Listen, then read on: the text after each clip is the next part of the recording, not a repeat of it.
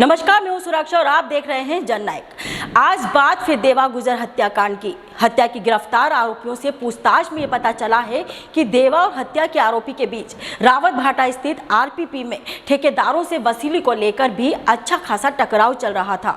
यह दोनों ही अपने साथी अपराधियों के साथ राजस्थान परमाणु बिजली घर में ठेकेदारों से जमकर वसूली करते थे। राज्य सरकार की ओर से बनाई गई एसआईटी के मुखिया और कोटा शहर के पुलिस अधीक्षक केसर सिंह शेखावत ने इसका खुलासा किया है।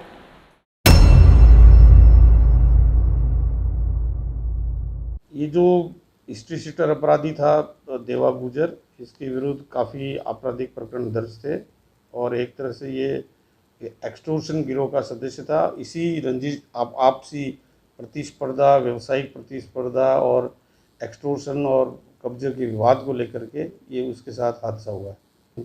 ये जांच में सामने आया कि प्लॉट का एक विवाद था और जो ठेकेदार वहाँ काम करते हैं आरपीपी में, उनसे वसूली को लेकर के आपस में रंजिश की स्थिति थी। देवा गुजर की पिछले दिनों उसी के साथी ने कुछ अपराधियों के साथ मिलकर गोली मारकर हत्या कर दी थी।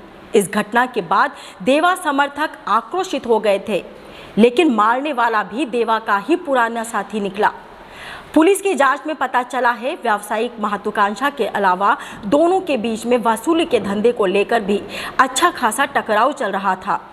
मैं आपको बता दूं, राजस्थान परमाणु बिजली घर काफ़ी बड़ा संयंत्र है और यहाँ सैकड़ों की संख्या में छोटे बड़े ठेकेदार रात दिन काम करते हैं। इन ठेकेदारों से अवैध वसूली के गिरोह की जानकारी पहली बार ही सामने आ रही है। यह चौंकाने वाली बात तो है ही, साथ ही चिंता वाली बात भी है। अपराधियों ने राजस्थान परमाणु बिजली घर के अंदर तक पेठ जमा ली है, जबकि यह संयंत्र कड़ी सुरक्षा घेरे में रहता है। वैसे इस मामले में रावत भाटा के तत्कालीन थाना अधिकारी को हटाने के बाद निलंबित भी किया जा चुका है। देवा गुजर द्वारा एक परिवाद हत्या से पूर्व थाना आर के पुरम में दिए जाने की जानकारी प्राप्त हुई है। इस संबंध में थाना अधिकारी आर के पुरम से जानकारी करने पर यह तथ्य सामने आया है कि उनके द्वारा परिवाद में विषय वस्तु जो थी वो थाना चेचट और रावत भाटा से संबंधित होने के कारण दोनों थाना अधिकारियों को अग्रिम कार्रवाई के लिए अवगत करा दिया था। इसलिए चूँकि इसमें लापरवाही थाना रावत भाटा की सामने आई थी, इसी वजह से थाना अधिकारी रावत भाटा को हटाया गया। देवा गुजर खुद भी आपराधिक पृष्ठभूमि का व्यक्ति था।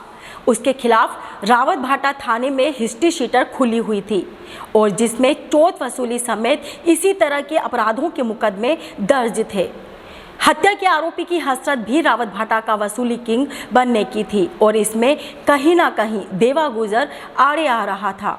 ऐसे में अपने कुछ साथियों के साथ उसने देवा को रास्ते से हटा दिया। मुख्य आरोपी पहले हत्या कर चुका है, जिसमें उसे उम्र कैद की सजा हुई थी। वह फिलहाल जमानत पर है। उसने जिन लोगों को अपने साथ उठाया उनमें कईयों की आपराधिक पृष्ठभूमि भी थी, तो कुछ पहली बार वारदात करने के लिए उसके साथ जुड़े थे। जो अपराधी पकड़े बाबूलाल है, वो पूर्व से मर्डर के केस में सज़ा काट रहा था और अभी उसको आजीवन कारावास की सज़ा हुई थी और वो बेल पे आया हुआ है। इसमें कई अपराधी हैं जिनका आपराधिक रिकॉर्ड है, कुछ ऐसे हैं जिनका पूर्व का आपराधिक रिकॉर्ड नहीं है। चिंता वाली बात यह है कि अपराधियों की घुसपैठ राजस्थान परमाणु बिजली घर के अंदर तक हो चुकी है। जिस संस्थान में किसी मजदूर तक को रखने के लिए पुलिस वेरिफिकेशन कराना पड़ता हो, वहां वसूली करने वालों की आमद रफ्त चिंता की बात है। रावत भाटा थाना अधिकारी को निलंबित कर देने भर से समस्या दूर नहीं होगी।